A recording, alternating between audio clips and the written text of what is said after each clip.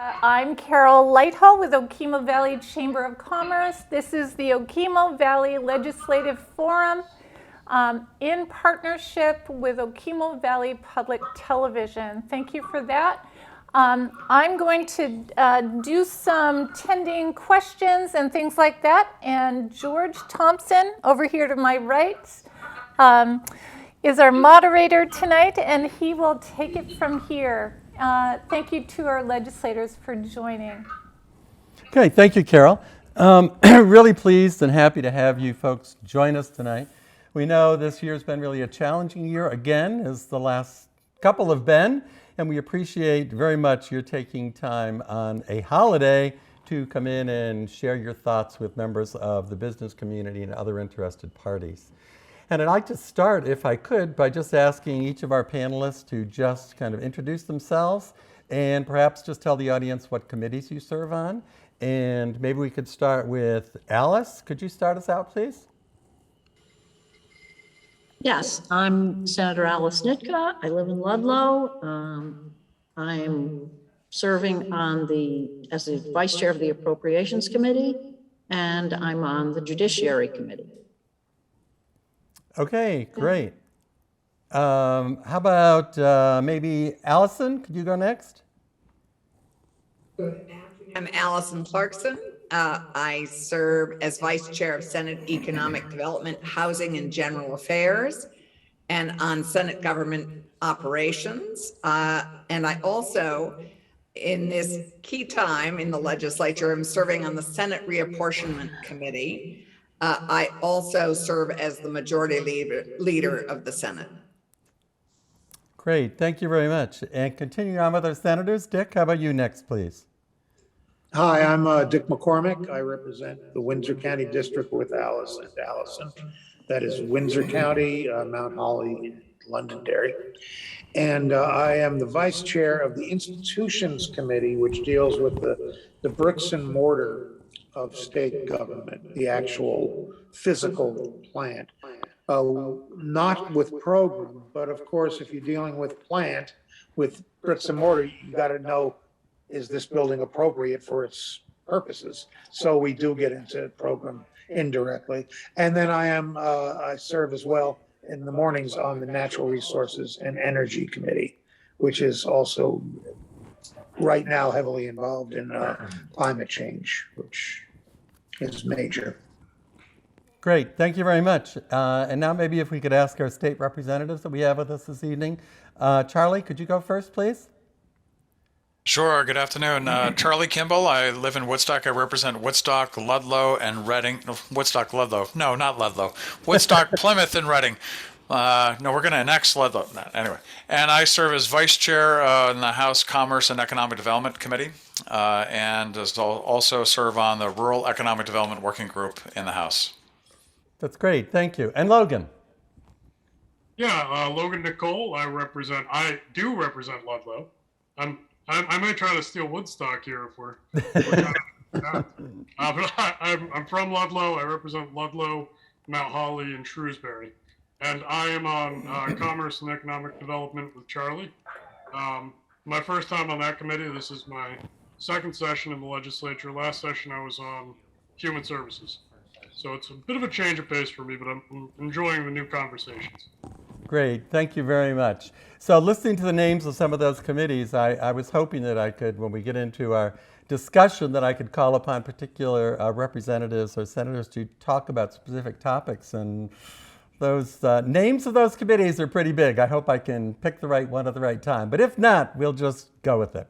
So there are 5 topics that we had that were suggested for discussion this evening. And those would be ARPA money, workforce shortages and career development, housing, climate change legislation, forest products industry, and outdoor recreation and environmental management. And that's an awful lot to try to cover in the allotted time that we have this evening. So I'm going to suggest a couple guidelines for our time together. First, we've asked that all of the participants who are not on the panel be muted. And I think Carol's already taken care of that. So I think our 5 panelists are able to talk at any time.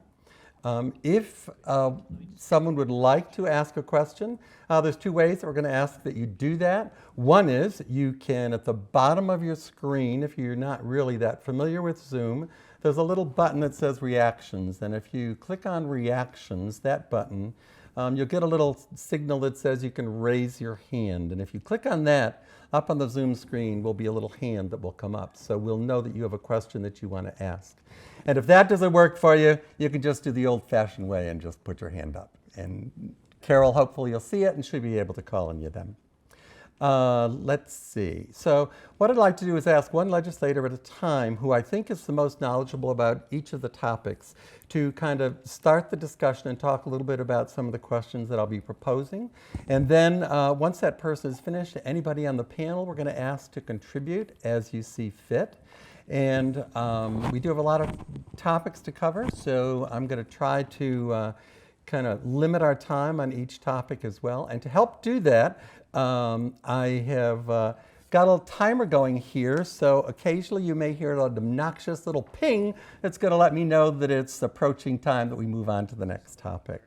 And we can, after we have a presentation on each of the topics, that's when I'm going to ask questions about that particular topic. So that's when we'll take questions. So we'll try to keep things clumped together with the presentation and the questions that relate to that particular topic area. So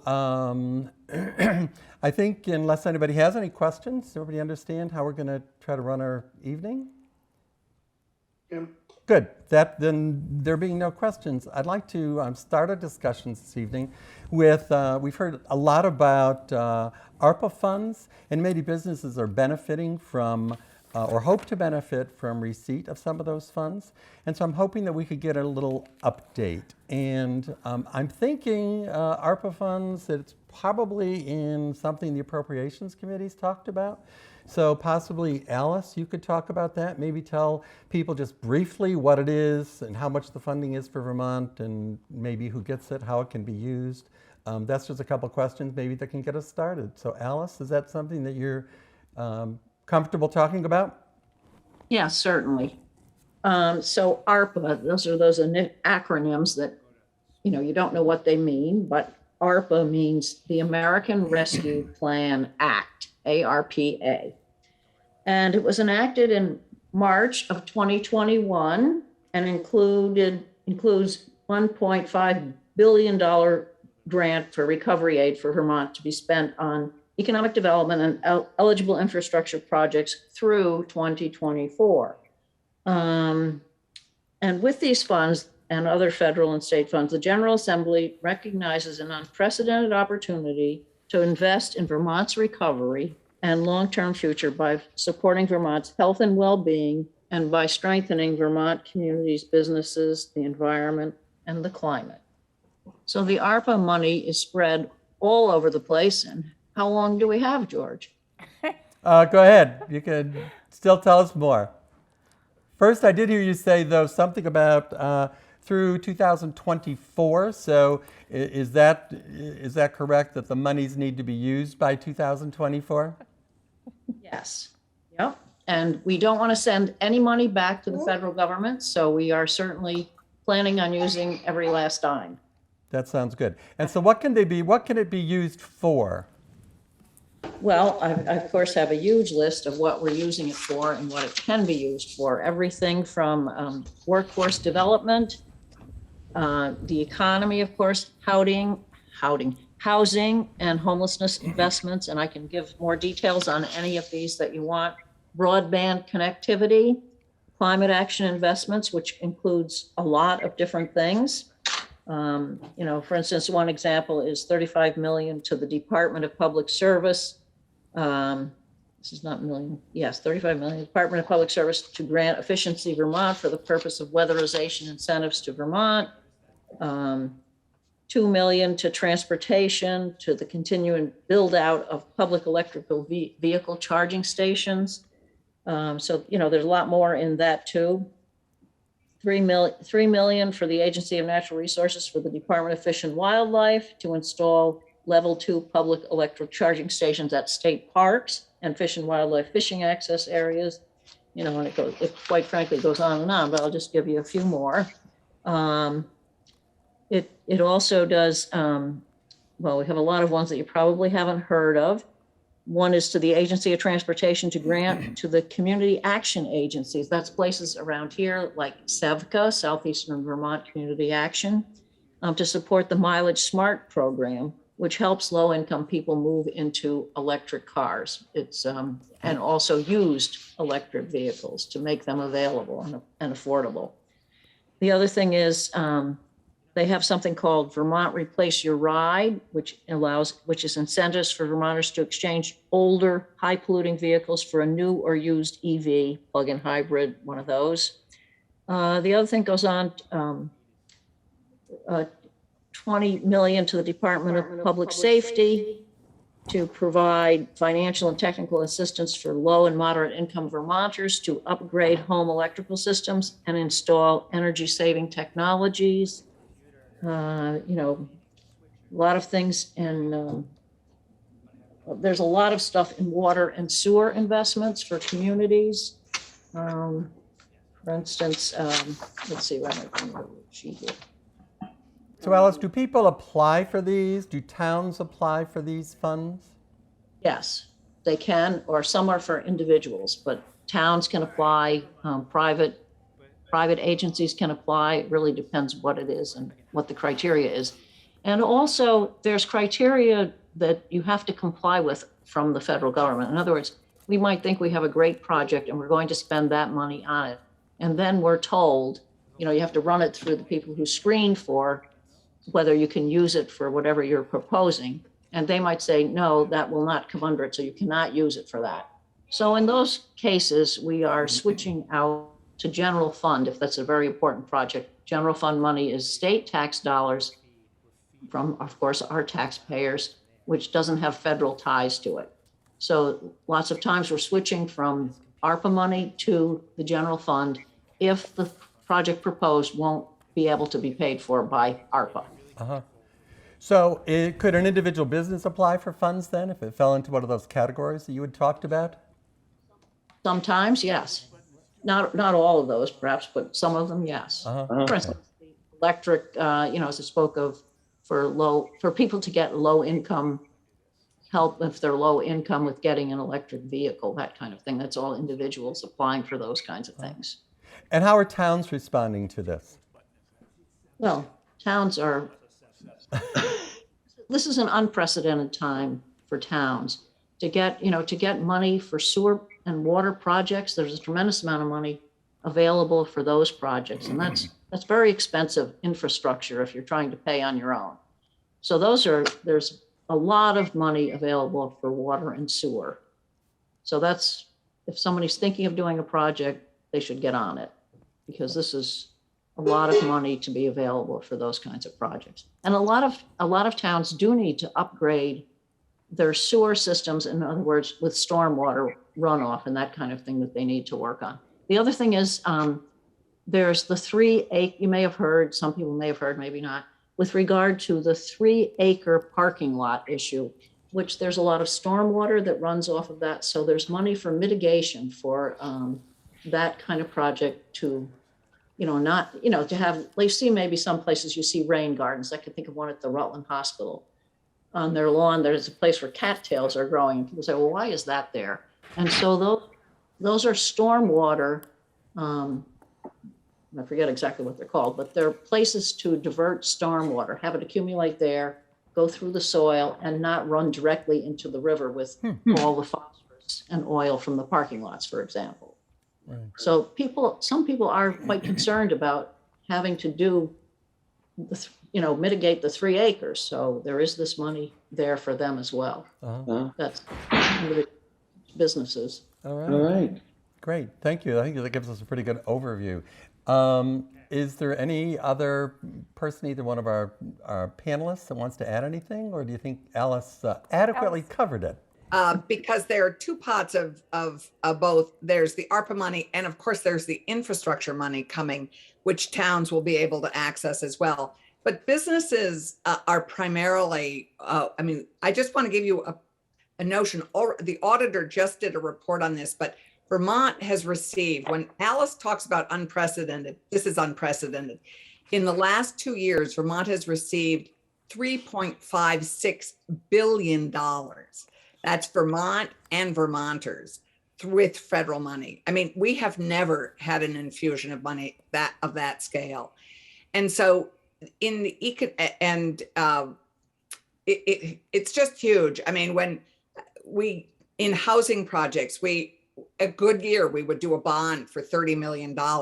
Last year, we appropriated over $192 million for creation of housing and housing the homeless and upgrading our emergency shelters. I mean, this is astonishing and transformational. As we begin to emerge from COVID, our economic recovery grants, we had put aside $30 million last year to help our hardest hit sectors to continue to recover.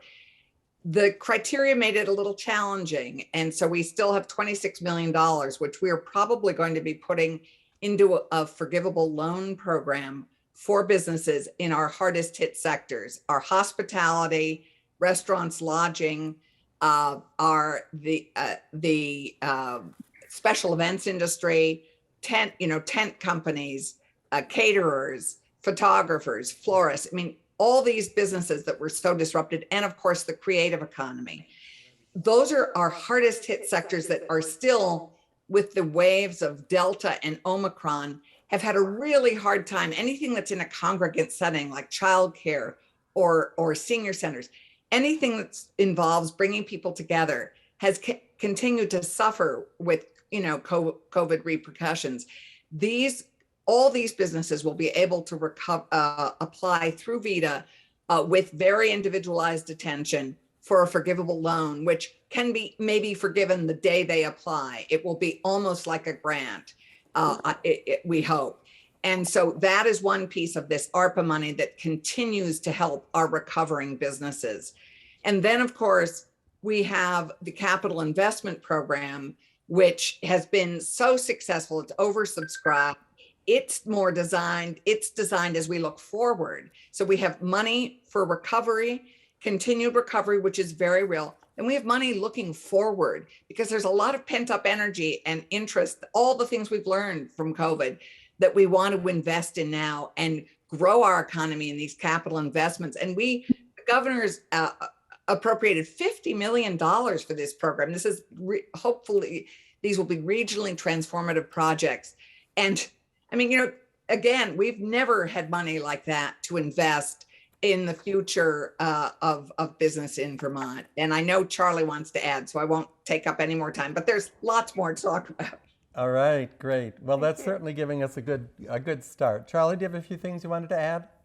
I was going to cover some of the things that Alison did. She did a great job of describing that program and the enormity of it. You remember in the last 2 years, we made possible the economic recovery grants was over $300 million that went out to businesses. Some got money that they needed, some didn't. Some didn't get enough. So it's really, there's some winners and there's some losers in the recovery from the pandemic, and there are still people that need to have assistance that didn't get it before. So we're trying to figure out how to make that possible while still making sure that they truly need the money. And that's the difficulty in this whole process, is how do you determine need? And that's what I think the legislature and the executive branch is struggling with. Well, I think it's in good hands, and it's great to hear about all of this money that is available, and it certainly looks optimistic for the future for the state of Vermont.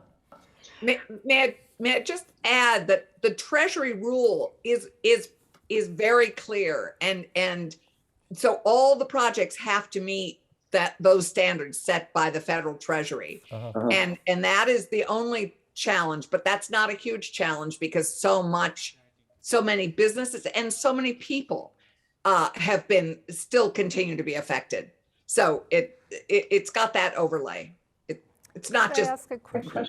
Money. I mean, it has to meet the criteria, as Alice. Obviously, yes. Okay, Carol has a question for you. For who do you have?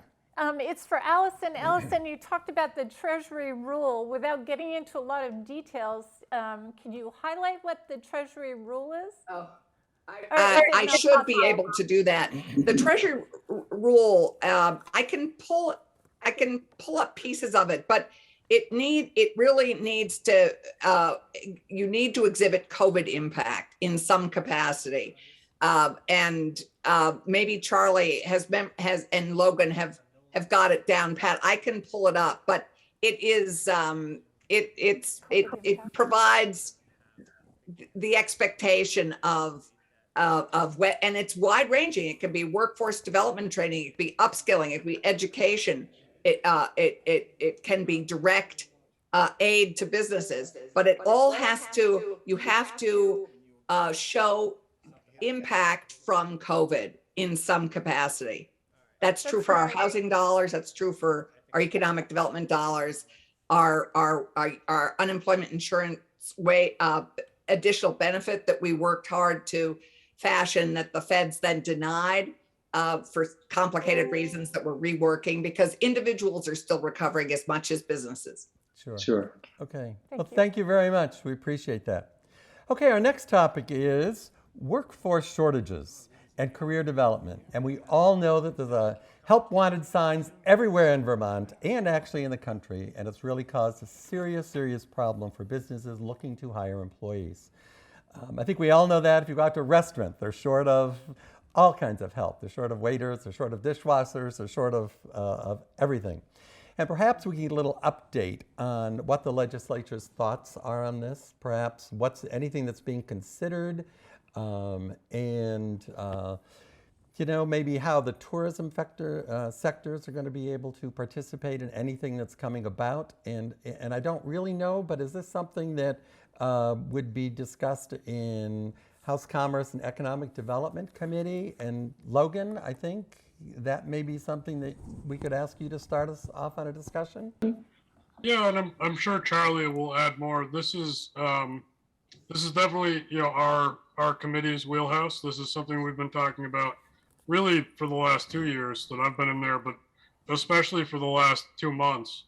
We're really talking a lot about really systemic changes to our workforce development programs in the state, and really trying to focus on our CTE programs and our technical education programs, because we see especially a lot of shortages in our technical workforce, our technical, the jobs that maybe don't require a 4-year degree, but maybe require some amount of training and aren't necessarily entry level.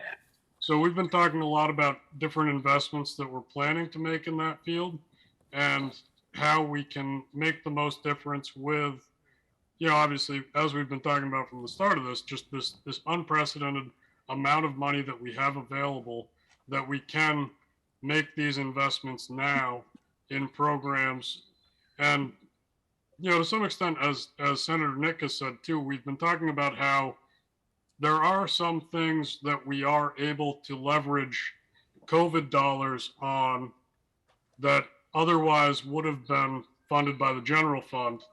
And then that, and in turn, frees up more general fund dollars that have fewer restrictions. And it's much easier to spend that on things that maybe aren't necessarily as COVID related, which I think is what we're talking about now with some of these investments in our technical education centers, and reworking, how our workforce development centers look. And I guess I'll let Charlie kind of expand on that more, because he's also the vice chair of my committee, and he is much more familiar with this. We spent a lot of time talking about this. Of course, it's the biggest problem that businesses certainly face, and there's both short-term and long-term, what we're trying to focus. And Logan was talking about the long-term. How do we really fix those systemic challenges to career and workforce development? And then we look at the short-term, with 25,000 fewer people in the workforce than there were 2 years ago.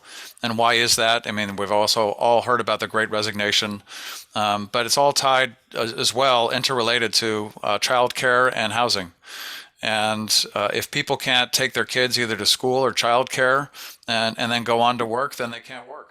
And so it's disproportionately borne out by some one of the parents in the family, and usually that is the mother, as it usually falls to. And so that's been a disproportionate share. So what we're trying to do is figure out how can we help remove barriers or help support childcare centers and help support housing in order to address both the short-term and long-term needs. And even with the older workers that are now currently involved in the workforce but may want to be on a part-time basis, but if they did so, they might risk losing some of their benefits, whether it's retirement or healthcare or some other benefits. So trying to figure out how to make that work. So we are doing a number of things in legislation this year to try to address those in different bills and also in our own bill.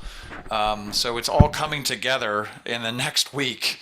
So it's this, they always say it's sausage making, right? In legislation, it's more like a house that you build a couple of times on the way to a finished product, because we're going to come up with what we think the house looks like, and the Senate's going to take it apart and put it back together again. And we'll do the same to the bills they send to us. We're trying to work together as much as possible and communicate, but this is no easy solution to it. Wow. So I just, if I may add to that point, the House is taking the lead on workforce development this year. So we don't want to duplicate efforts. The House, lucky House, gets much more time in their committee, which we envy. And so they're doing a great job getting workforce development started. So we're very grateful. So that's going to follow right up into the next topic, which was housing. Affordable housing, and that's another problem that's certainly across our country. And we all know that. We hear it all the time. It doesn't matter where you are in the country, you hear about the housing shortage and that people can't get jobs and or can't live in places and take jobs because of the problem with housing. So I'd like to ask if you might be able to tell us what is being considered in this area. Do we have any thoughts on what the legislature might be trying to do? Do we have an idea of what the gap is in this area? I think it's pretty large, but Alison, is that something that... Huge. It's but huge. Because I've already spoken, we do have an omnibus housing bill, which as Charlie said, we have crossover. So all our bills have to be voted out of our committees by March 11th. Then they go to the money committees to be reviewed. But in this year, we're working in tandem with Senate Natural Resources and Energy, and Dick serves on that committee in the morning. And one of our pieces is looking at Act 250, because our objective is to really incentivize development, more to housing development in our downtown and village centers. And to that end, I'd really like to defer to Dick, who's been working hard on the Act 250 bill. And then I can fill in on some other pieces that we're working on housing. And we've already sent the House a housing bill already, and we have another big one going. So Dick, I think I'd defer to you. That's great. We'll let Dick talk about that. And then we are going to come back to you because it sounds like you've got some interesting things to tell us. Dick? Thanks. Just first as an aside, I enjoy legislating on Zoom. It's easier, but one of the difficulties is that our committees really meet in isolation. When we're in the State House, we bump into our colleagues in the hall, in the cafeteria, and I always enjoyed the company. But the other thing it does is that everything touches on everything else. So during the previous answers, I've been sitting here on a committee that one would not necessarily think of as an ARPA committee, for example, and thinking, oh yeah, we're dealing with part of that. So in terms of housing and ARPA, it's been mentioned a few times, we got to spend the money or we're going to lose it. Use it or lose it.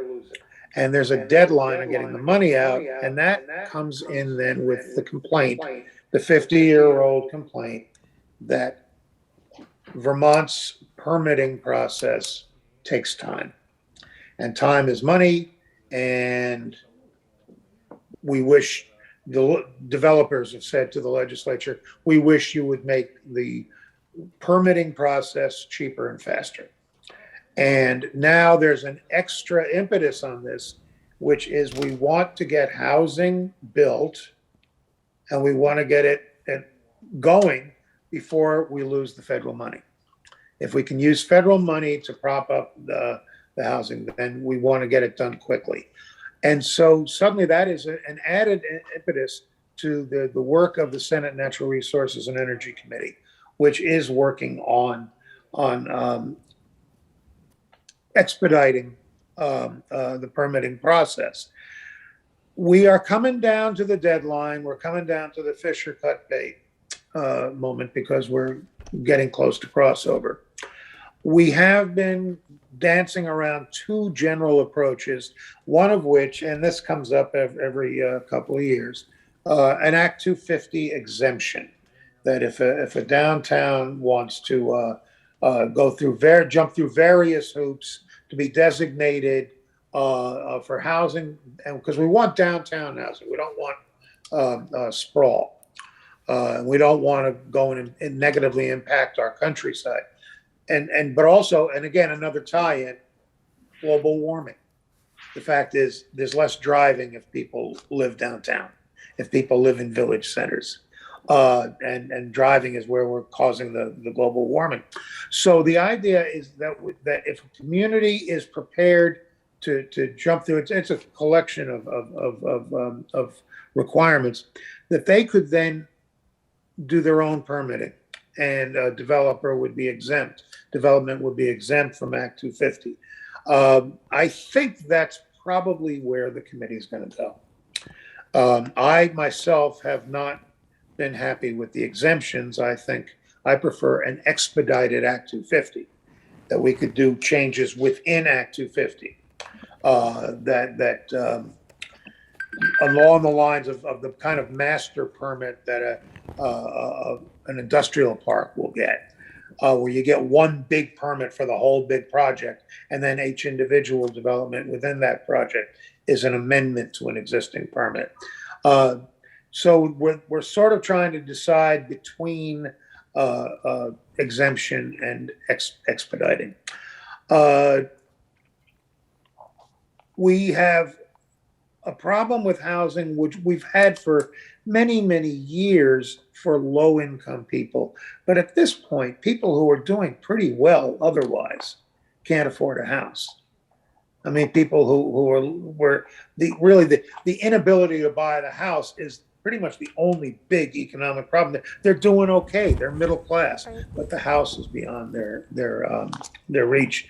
One of the members of our committee, Senator Westman, had mentioned a house that he had seen in his district that had sold 2 years ago for $180,000. That just went for something like $600,000. So, and COVID has added to that. We have COVID refugees, and we're going to be having climate refugees. So I wanted to make the point that everything overlaps into everything. I hope that didn't make it sound like I was rambling. The main thing is that we want to expedite permitting one way or another to get the money into housing before the feds cut it off. I see how it all ties in together, and can certainly appreciate expedited permitting. Certainly makes a lot of sense. The other option that I heard you say was the exception, which is certainly something that you're not as in favor of. But I do understand it would be nice to be able to take care of some of these things while the monies that we heard about are really available. Yeah. So it would be great. Do we have any questions? I'm not seeing any questions. No questions. All right. Because we're just answering so well. Well, you're doing a pretty so. good job, I think, of explaining some of these things to us. Okay, and I actually heard you mention the word climate and climate change and whatnot. And it's certainly something that I think all of us have experienced, that it's a great concern to people around the globe. And it's a worldwide problem for sure, but we're interested to learn what the state of Vermont is considering and to try to help to slow down this progression of climate change and global warming. So is that something that you could continue to talk to us a little bit about, Dick, perhaps, and tell us what's being planned in the area? Yeah, well, in the previous biennium, we passed the, was it last year with COVID, the semi-sense of time? When did we create the Climate We Council? did it in 2020. In 2020, okay. So in the previous biennium, we created the Climate Council, which has come up with a fairly comprehensive and really massive set of recommendations, which have then been handed off to, it's an amazing how many different committees are dealing with them. Well, just to, in the interest of time, while we have generally been looking at greener ways of generating electricity, wind and solar, and those are important, really where greenhouse gases come from the most is transportation. It's cars and trucks. And we have a goal to, and it's a set of goals. I think we're looking at 50% by 2050. We should be down to zero. That's zero by 2050. And I've said, well, I don't expect to live to be 103, so I can make that promise, and I'll never be held to account if we don't make it. But one of my younger colleagues said, well, I will. And but the point is, everyone is going to have to live with the consequences if we don't reach our goals. Cars and trucks, the internal combustion engine, gasoline and diesel, that's the big problem. The second biggest problem is heating. And let me talk, even though it's the second biggest problem, I'm going to talk about weatherization first, because that's directly the work of the Senate Natural Resources and Energy Committee. And there are steps we can take to combat global warming that would involve some sacrifice. They would involve some pain. I've never heard anyone complain that their house is too comfortable. That, gee, it used to be drafty in here and now it's all snug as a bug in a rug. Why did you do that bad thing? The fact is, weatherization makes people more comfortable, it makes them more healthy. And getting back to jobs, it's a job creator. It's not just a matter of, I think there was a time probably when insulating was unskilled labor. You just sort of staple up the bats and you're done. Analyzing the energy consumption in a house is a fairly demanding scientific process, and there are people who can be educated to it and be good at it and be paid appropriately. And Vermont has, I believe, the second oldest housing in the nation. Oh. It's part of our charm. We love it. It's beautiful. It's quaint, but it also is drafty and energy inefficient. Also, a lot of our houses were made for families of 7 or 8 kids and grandpa living upstairs. And those big houses now are inefficient to heat. So weatherization is our big focus, but we are also looking, even though we're not the transportation committee, we're looking at expediting cleaner transportation. One of the big problems is simply the chicken and egg thing. Why should I don't think I want to get an electric car because I'm not sure there are enough charging facilities. And then, well, I'm not sure I want to put a charging facility outside of my operation because I don't know if there are enough electric cars. And America went through that very dilemma a century ago about gas stations and cars. So it's the same kind of trying to ratchet it up, and probably market forces alone are not going to take care of it. Ultimately, it's market forces, but we have to tweak that a little bit. So we are pushing having charging and more charging stations in Vermont. And then, I don't know, you probably shouldn't be taking your car out of state anyway. You should be taking the train and then rent an electric car when you get there. That's the kind of the future we envision.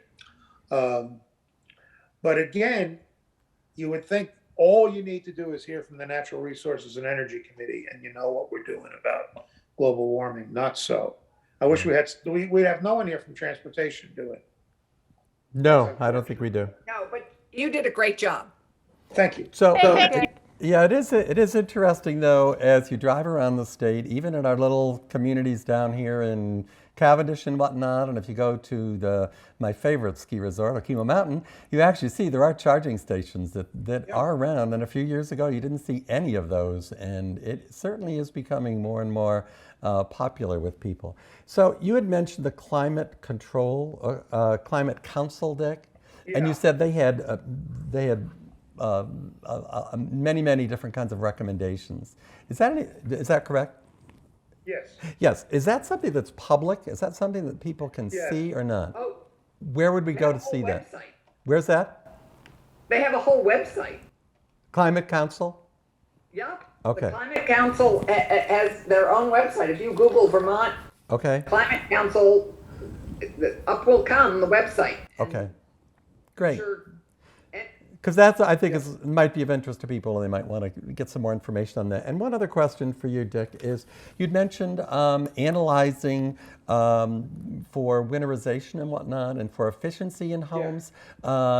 Is that something that one could contact, say, Efficiency Vermont for to get help with that? Yes. I thought that was something that they might be able to help out with. Or again, Google weatherization. Okay. Google's a wonderful thing. Well, it is, except when it's driving you crazy. But, this is how everything's tied together. Charlie and Logan are working on all sorts of new certification programs to improve our workforce, to have more people who are able to do those things. Right, Charlie? Yeah, it sounds like there's a lot of interrelationships going on between all these committees and working to try to figure it all out. Not an easy task, and we certainly respect you people for trying to pull it all together. Do we have any questions on that one? On the topic of So there is a climate? question. We do have a question here. Limit of dollars to each town.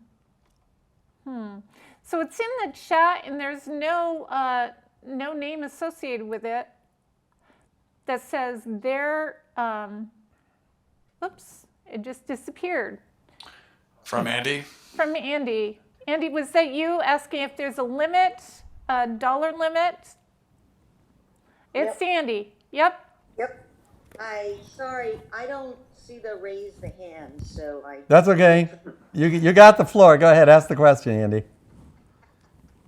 On the housing, can the town use some of these funds to purchase land and build workforce housing in the town? And related to that, is there a limit for each town that can get monies related to housing? Okay. Did you hear the question, Dick? Yeah. I'm not sure who should answer. Again, I've been dealing with the permitting of housing. I think someone else probably knows more about just the housing initiative than I do.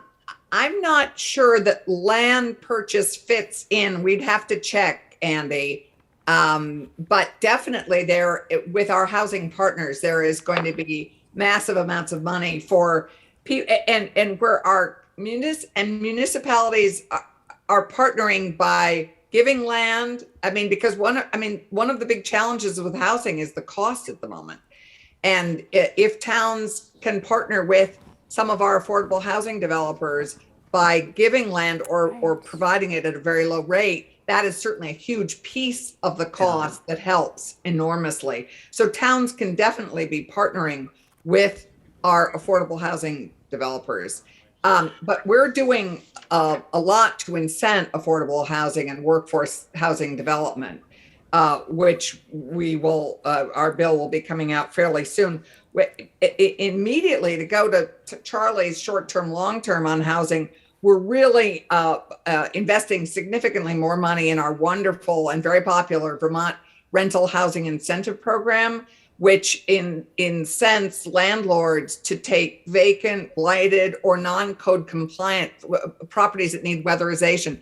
And there's a $30,000 match, and we're going to be putting tens of billions of dollars into this program. So landlords all over the state can really improve their housing at the fraction of the cost. I mean, just a fraction of what it costs to build a new housing unit. So we want to do short term. We want to bring so many more housing units on. And the two short term things are creating accessory dwelling units, which Dick referred to the bigger houses in our downtowns and village centers. We can take those houses and create accessory dwelling units. And we're reducing the barriers to being able to do that for towns and providing matching grants for that. So, there's just a whole array of things to incent development in our downtowns and village centers, not the least of which is increasing our downtown tax credits. Yes. That would be helpful for sure.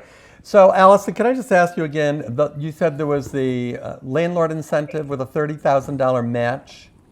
Yeah. And what was that called? VHIP, the VHIP program, which people can Google. And we're hopefully going to be putting lots more money into it because it's already brought in its pilot, already brought 251 new units on just since the end of last session. So it's quite exciting that we're being able to really move fast on bringing existing buildings that just need some help to make them productive again and bring them back online as rental units. I think that sounds great. That's great. And that certainly could be something that I think, businesses in the community might be able to, really take advantage of. It sounds great. Well, a piece of our housing bill is also working with large employers to partner on building housing for their workforce. So, we need to just be thinking as creatively as possible about how to take all the assets all the different partners might have and make them work together to solve this problem. Great. It's big and it's going to take us some time, but we can do, as Charlie says, short-term and long-term things to try and get at it. I mean, to build 7,500 to 10,000 new housing units in the next couple of years. I'd also just like to clarify the ARPA money needs to be appropriated by 2024, but I don't think it needs to be spent until 2026. Is that right, Charlie? Right. Yep. Absolutely right. Good. That gives a little more flexibility then, because obviously it takes a while to work these things through for sure. Great. Anyone else? All right. Then I think Dick. I think he was going to add. Dick's got his hand up. All right. Yay. The kind of activity that the question was about, it sounds really more like the work of the Housing and Conservation Trust Fund. I don't think too many municipal governments want to be landlords or developers per se, but the Housing and Conservation Trust Fund actually does do just that kind of work. Great. Thank you for that clarification. Appreciate that. Okay, and our final topic that we had for this evening has to do with forest products industry, outdoor recreation, and environmental management. And we're wondering if you can tell us about any developments in this area that may have been successful in 21 and maybe what's planned in 2022 or what's being discussed for 2022. And I'm guessing that might be Natural Resources Committee. Is that you again, Dick? Yeah. Thank you. Am I on? You're on. You're on. Oh my God. Okay, thanks. Yeah, I'll try to be brief. I don't want to dominate here. The Act 250 bill that we're working on, I've talked about downtown development and housing. The other big part of that bill is forest. Forest fragmentation, which is to say large tracts, the ownership of large tracts being broken up into many owners of much smaller tracts, and that affects how the land is managed, how it's used. The other thing that we're worried about right now is that the world has shifted to electronic. We do business electronically, and we're on Zoom right now. people have been working remotely since the pandemic began.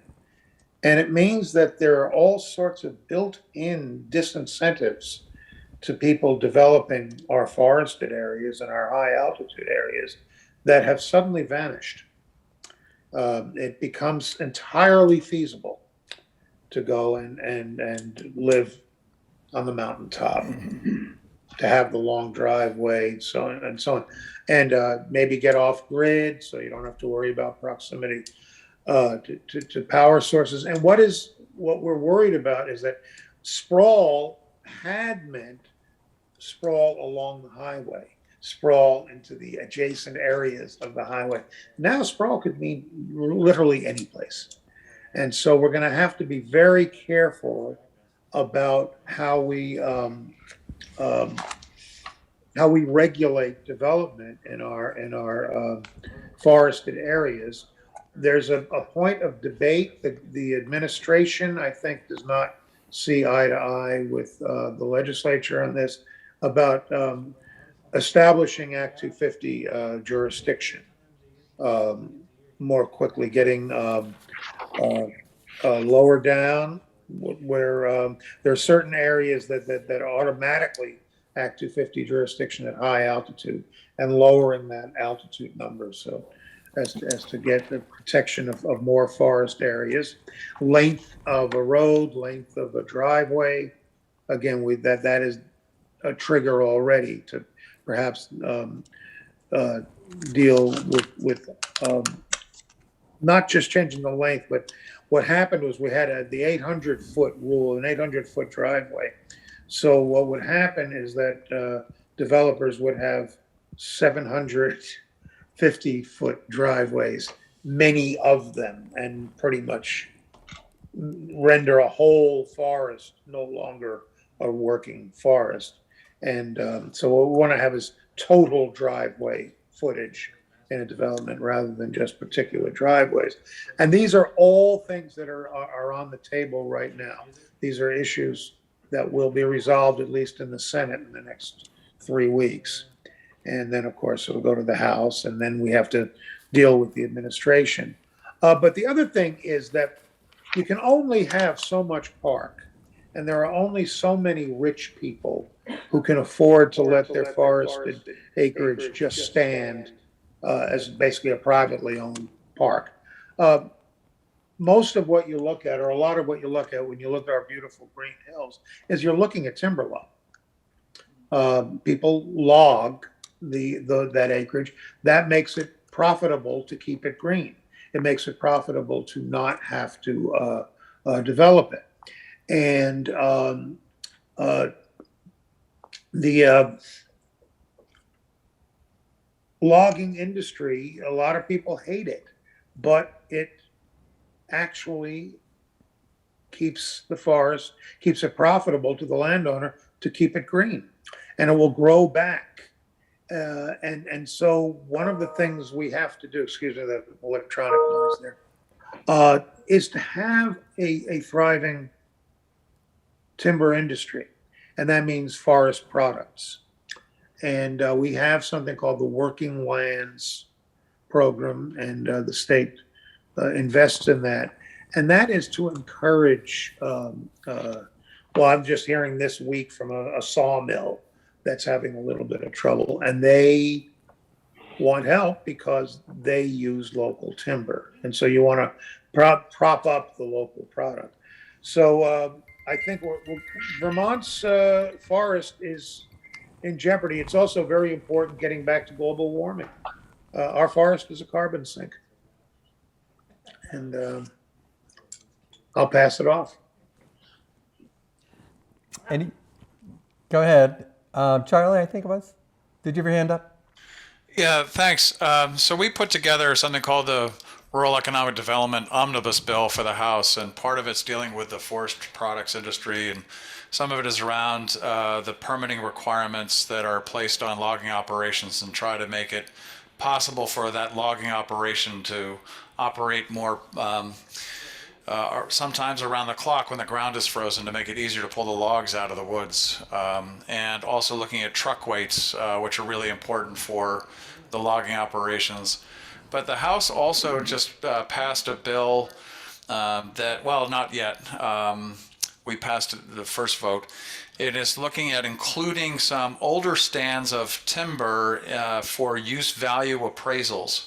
So as Senator McCormack was talking about, how a lot of these timber stands are in current use, and they're taxed at their use as of operating forest, and requires a 10-year management plan, and that the forest has to be actively forested. But there's now this provision that we're promoting to say there's a creation called a reserve forest, in which that value for that reserve forest does not have to be logged, because there's some value to older stands of timber that we can appreciate from both an environmental standpoint and also an ecological standpoint and habitat.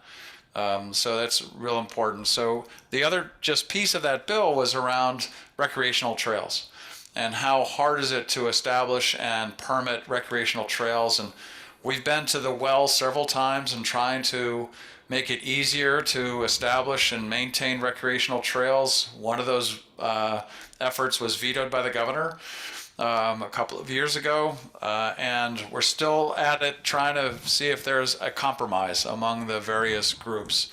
And we'll see if we can get that across the finish line. But it's really hard for a mountain bike trail that's trying to be established, or an RV trail or something else, to go through the Act 250 process.